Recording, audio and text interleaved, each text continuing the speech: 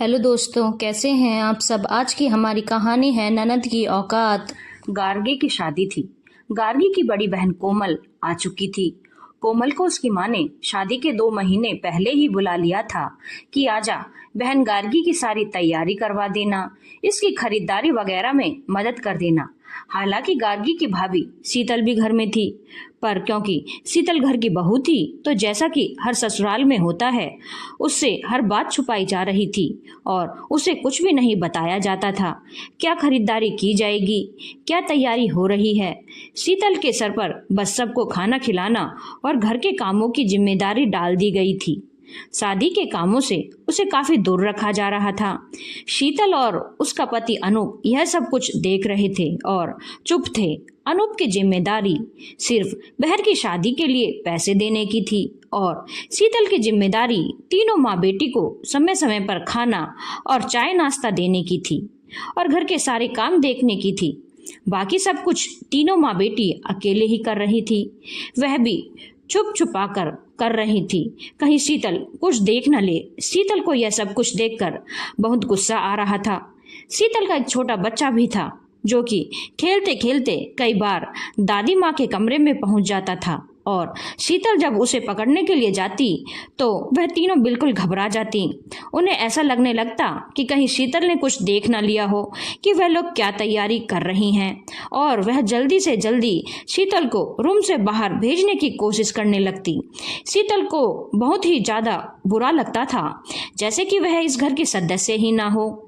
लेकिन शीतल कर भी क्या सकती थी। तीनों माँ बेटी मिलकर एक हुई रहती थी और शीतल को बाहरी बनाकर रखती थी। शीतल कभी कभी अनूप से यह सब बातें बोलती भी थी तो अनूप बोलता था, कोई फायदा नहीं फालतू की बहस करने का, पापा नहीं है, तीनों माँ बेटी का इमोशनल ड्रामा शुरू हो जाएगा और तुम ही बुरी बन जाओगी, इसलिए चुपचाप रहो। अनूप तो यह सब कुछ कहकर ऑफिस चला जाता था और शीतल को दिन भर यह सब कुछ झेलना पड़ता था। अनूप महसूस भी नहीं कर सकता था कि शीतल को कैसा लगता होगा। उसे ऐसा लगता था जैसे वह इस घर की नौकर है, जिसे घर में झाड़ू पोछा बर्तन खाना यह सब कुछ काम करना है और मालिक जहाँ बैठकर बातें कर रहे हैं या कुछ कर रहे हैं वहाँ जाना उसका वर्जित है। अपने ही घर में शीतल को ऐसा लगने लगा था कि वह बाहरी है और उसकी सास और दोनों बेटियां इस घर की मालकिन हैं। लेकिन अनूप का कहना भी सही था, यदि शीतल कुछ बोलती तो वह बुरी बनती। एक दिन सुबह सुबह शीतल की सास ने अनूप से गार्गी के जेवर खरीदने के लिए 3 लाख रुपए मांगे और कोमल भी उस घर की बेटी है और शादी में उसे भी कुछ देना पड़ेगा, तो उसके भी एक जोड़ी जेवर खरीदने के लिए 50,000 रुपए अलग से मांगे। अनूप ने बोला, इतनी बड़ी रकम तो मुझे बैंक से निकाल कर लानी पड़ेगी, या एक काम करो, शीतल और मेरा ज्वाइंट अकाउंट है, शीतल के साथ बैंक चले जाना, वह वहां निकाल कर दे देगी। अनूप की माँ को यह बात गवारा नहीं लगी कि उन्हें अपनी बहू से अपनी बेटी की शादी के लिए पैसे लेने पड़े। उसने बोला, नहीं, पैसे तो तू ही ला कर दे, ऑफिस से देर से चले जाना। अनूप ने बोला, माँ मैं दे देता, लेकिन आज ऑफिस में बहुत जरूरी काम है, मेरा जाना बहुत जरूरी है और मुझे वक्त पर ही जाना पड़ेगा। अब एक काम हो सकता है, या तो जेवर की खरीदारी 1-2 दिन के लिए टाल दो, या तो फिर शीतल को लेकर बैंक चली जाना। कहकर अनूप ऑफिस के लिए निकल गया। गार्गी की माँ को लग रहा था देर करने से सोने का रेट बढ़ता ही जाएगा, क्योंकि शादी का सीजन है और गार्गी के सारे जेवर तो लेने ही हैं। चलो कोई बात नहीं, शीतल को लेकर ही पैसे निकलवा लेते हैं और उधर से ही जेवर ले लेंगे। और शीतल की सास यानी कि गार्गी और कोमल की माँ ने शीतल से पैसे की बात की। शीतल को पता था कि ससुर जी नहीं है और ननद की शादी की जिम्मेदारी उसकी और अनूप की ही है और पैसे तो देने ही थे, तो शीतल सास के साथ चल दी थी। शीतल की सास उसकी दोनों ननद और शीतल सब बैंक पहुंचे। शीतल ने 3.5 लाख रुपए निकालकर सास को दे दिए। सास ने बोला, हम लोग जेवर की खरीदारी कर लेते हैं। शीतल भी साथ ही थी, वह भी साथ साथ चल रही थी। सोचा जब साथ आए हैं तो साथ ही घर लौट जाएंगे। लेकिन शीतल की सास और ननद को यह बातें बर्दाश्त नहीं थी, क्योंकि यदि शीतल साथ में रहती तो वह देख लेती कि क्या जेवर खरीदे जा रहे हैं। तो शीतल की सास ने बोला, बेटा तू छोटे बच्चे को लेकर कहाँ कहाँ भटकेगी, वह परेशान हो जाएगा, तू घर चली जा। शीतल को बहुत ही ज्यादा बुरा लगा। बैंक के पास में ही जेवरों की दुकान थी, फिर भी सासू माँ उसे भगाने पर लगी थी कि कहीं वह उनकी खरीदारी देख न ले। शीतल की आंखों में बिल्कुल आंसू आ गए थे और वह चुपचाप ऑटो करके घर आ गई। उसकी सास और ननद ने अपनी खरीदारी की और घर आ गए। उन्होंने शीतल को कोई भी जेवर दिखाने जरूरी नहीं समझे और ना ही शीतल ने कुछ बोला। शाम को जब अनूप घर आया तो शीतल अनूप के सामने बहुत रोई और बोली, मुझे तो लगता ही नहीं कि मैं इस घर की बहू हूँ। तुम मुझे कुछ बोलने नहीं देते, कुछ बोलो तो यह माँ बेटी आंसू बहाने लगती हैं और मैं एक बुरी बहू साबित हो जाती हूँ। लेकिन सच्चाई क्या है तुम बहुत अच्छे से जानते हो।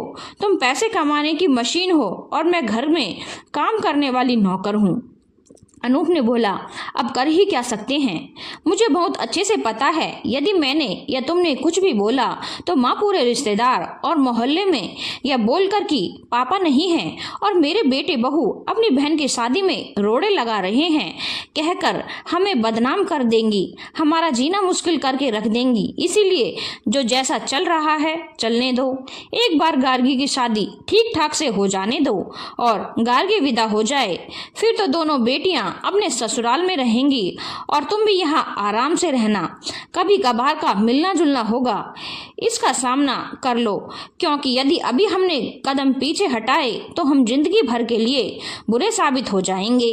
शीतल ने बोला, ठीक है, लेकिन गार्गी के विदा होते ही मैं इन लोगों की बातों का जवाब जरूर दूंगी और उस वक्त तुम कुछ नहीं बोलोगे और जो भी पड़ोसी या रिश्तेदार मुझे या तुमसे कुछ भी बोलेंगे तो बोलने दो।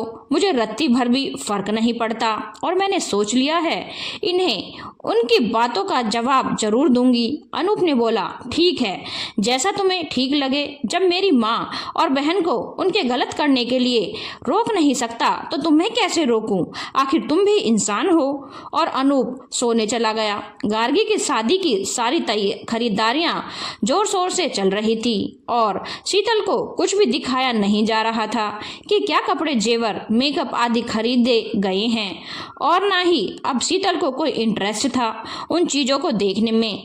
वह बस अपने काम करती और अपने रूम में रहती। गार्गी और कोमल भी बहुत खुश थे, सब कुछ अपने हिसाब से कर रहे थे और खरीद रहे थे। अनूप के पैसे से ही उन्होंने सारी खरीदारी की थी, पर यह नहीं सोचा कि अपने भाई भाभी और भतीजे के लिए भी कुछ खरीद लिया जाए। शादी के आखिरी वक्त तक अनूप, शीतल और उनके बच्चे के लिए एक कपड़ा तक नहीं खरीदा गया था। बाकी सारी तैयारियां हो गई थी और शादी की रस्में शुरू होने लगी थी। शीतल की सास ने शीतल से बोला, तुमने अपनी तैयारी कर ली है, कल से शादी की रस्में शुरू हो रही हैं। तो शीतल ने बोला, मुझे क्या तैयारी करनी है, मुझे तो बस सबका चाय नाश्ता ही देखना होगा, बाकी सारी तैयारी तो आप तीनों माँ बेटी करेंगी। शीतल की सास को बहुत अच्छे से समझ में आ रहा था कि शीतल क्या बोलना चाह रही है और शीतल की सास ने अपना इमोशनल ड्रामा शुरू कर दिया। हाँ, तेरे ससुर जी नहीं है तो तू तो बातें बनाएगी ही, आखिर तेरे पति के पैसों से जो मेरी बेटी की शादी हो रही है तो तू तो नखरे दिखाएगी और ना जाने क्या क्या और झूठे आंसू बहाने लगी। शीतल को समझ में आ गया था कि अब सारे रिश्तेदार कल से आने लगेंगे और इनसे ज्यादा बहस की तो यह सबके सामने मुझे बुरा साबित कर देंगी। अनूप गलत नहीं बोल रहा और फिर यही बोलेगी कि देखा, गार्गी की शादी में रोड़ा लगाने के लिए मेरी बहू यह सब कुछ कर रही है। इसीलिए शीतल ने सोचा, जैसे इतने दिन वैसे कुछ दिन और सही। कोमल और गार्गी भी आकर शीतल को उल्टा सीधा बोलने लगी कि क्या भाभी 2-4 दिनों में विदा हो जाऊंगी और आप कलह कर रही हो, मैं तो मेहमान हूँ। कोमल दीदी की तो पहले ही शादी हो चुकी है, अब मैं भी चली जाऊंगी। तुम इस घर की एकलौती मालकिन हो, फिर क्यों इतना बवाल मचा रही हो। हमारी माँ का हमारे बाद क्या होगा यह सोचकर ही हमें चिंता हो रही है।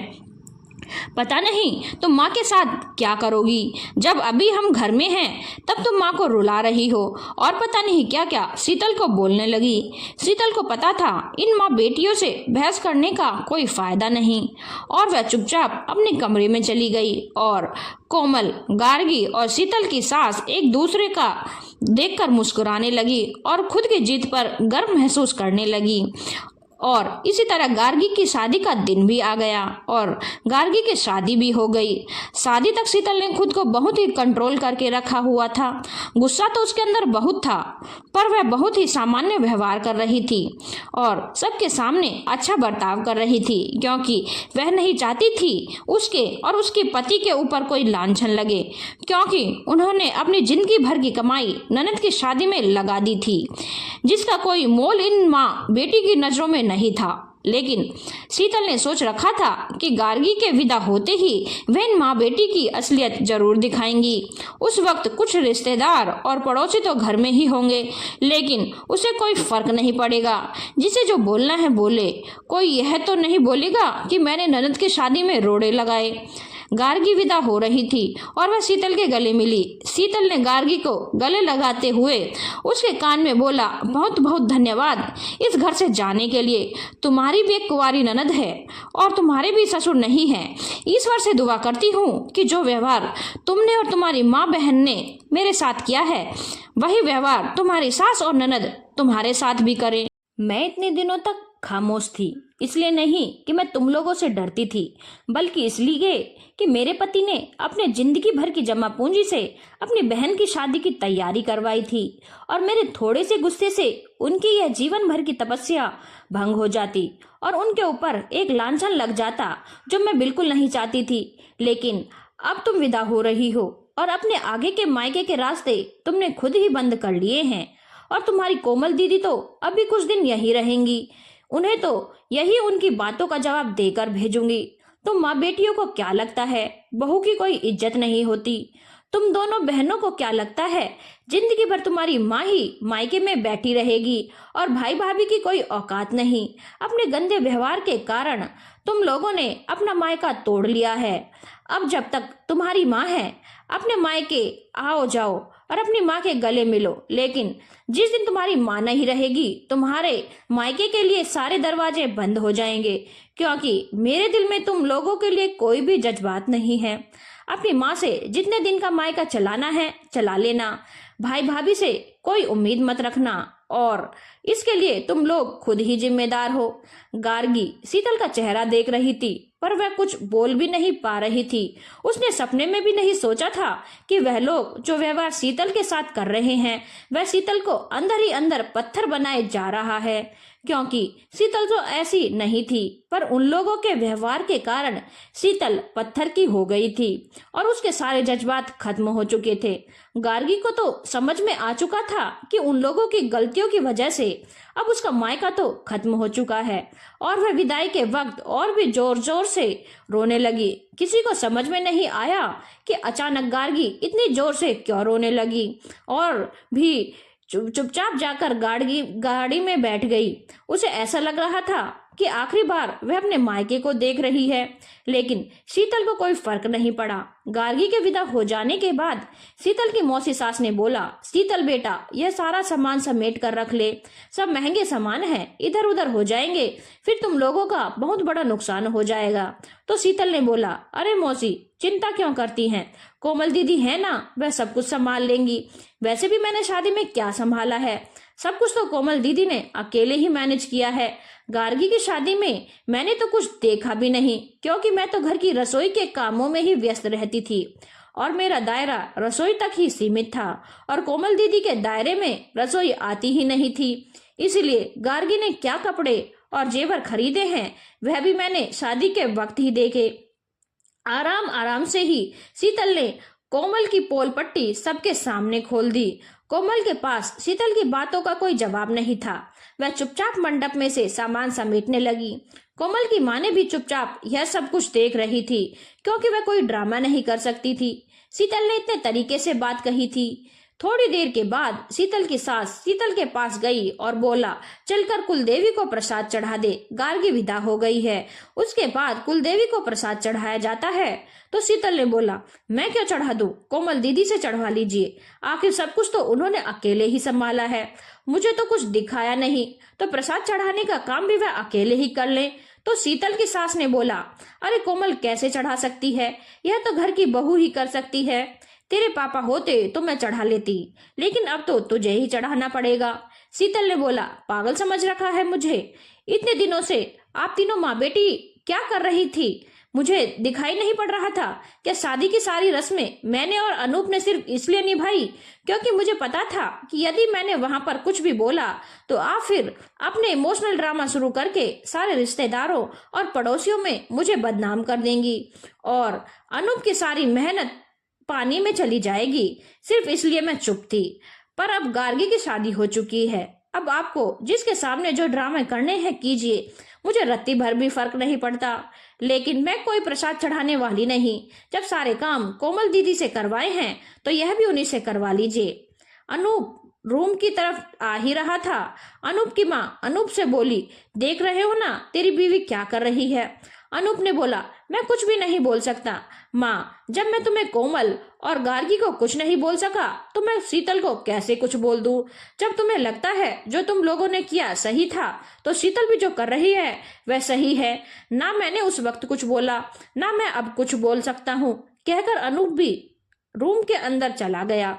शीतल की सास को समझ में आ चुका था कि अब शीतल उससे डरने वाली नहीं, क्योंकि अब उसे किसी भी बदनामी का कोई डर नहीं है। उसने जाकर अपनी देवरानी से यह बोलकर कि शीतल के बच्चे ने पॉटी कर दी है और वह उसे साफ कर रही है, तो उससे प्रसाद चढ़वा लिया। अगले दिन तक लगभग सारे मेहमान जा चुके थे। अब शीतल की चाची सास के परिवार और कोमल और उसके पति थे। शीतल की सास ने अनूप से बोला, आज गार्गी के पग फेरों की रस्म है, जाकर उसे ले आ।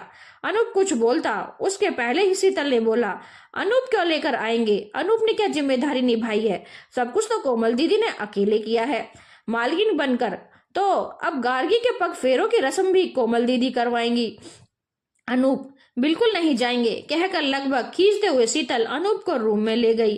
चाची सास को बिल्कुल समझ में नहीं आ रहा था कि शीतल ऐसा व्यवहार क्यों कर रही है, क्योंकि वह शीतल से पहले भी मिल चुकी थी और वह बहुत सुलझी हुई सभ्य महिला थी। लेकिन कोमल और उसकी माँ को सब कुछ समझ में आ रहा था।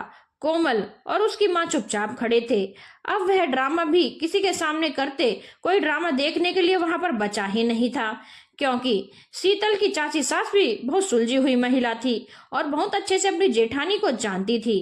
कोमल का पति यह बोलते हुए चला गया, तुम अपने मायके के पछड़ों को खुद ही संभालो और जब दिल करे खुद आ जाना। शीतल की चाची सास शीतल के रूम में गई और पूछा, क्या हो गया है? तो अनूप ने सारी बातें अपनी चाची को बताई और अनूप की आंखों में लगभग आंसू आ गए थे।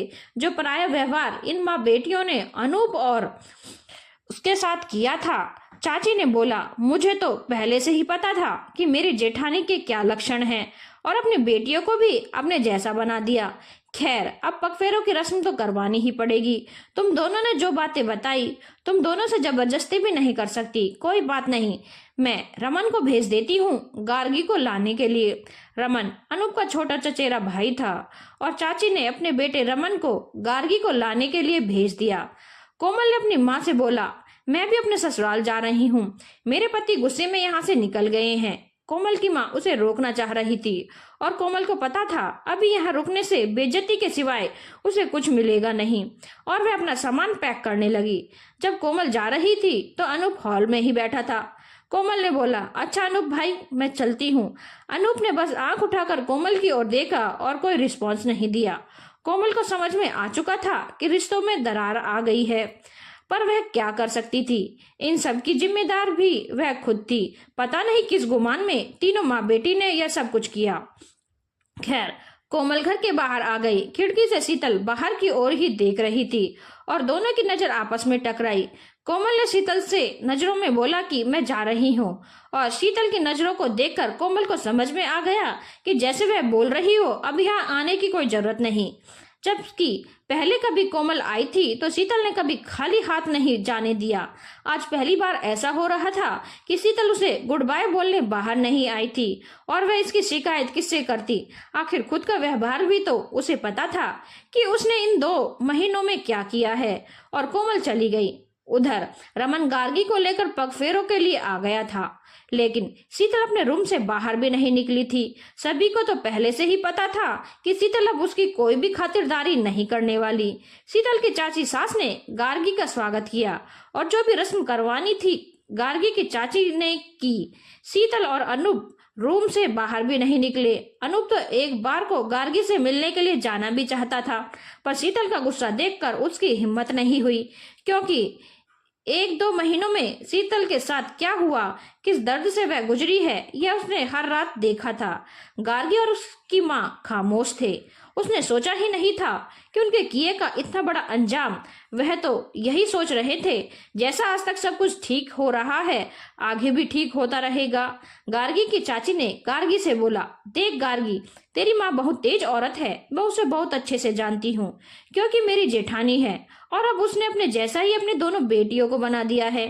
तेरी भाभी बहुत अच्छी है, तुझे भी पता है। उसने खामोश होकर तुम लोगों का काम किया है, नहीं तो आज के जमाने में कोई भाई भाभी अपने जीवन भर की जमा पूंजी बहन की शादी में लगा दे, यह कोई नहीं करता। लेकिन इसके बाद भी तुम लोगों ने अपनी भाभी की कोई कदर नहीं की। क्या तुम्हारी माँ जीवन भर तुम्हारे मायके में रहेगी? नहीं ना, आगे का मायका भाई भाभी ही चलाएंगे। एक काम कर, अभी तो वह बहुत गुस्से में है, कुछ दिन रुक जा, लेकिन उसके बाद अपनी भाभी को मना लेना, वह बहुत अच्छी है, मान जाएगी। गार्गी ने बोला, हाँ चाची, बिल्कुल, मुझे मेरा मायका वापस चाहिए।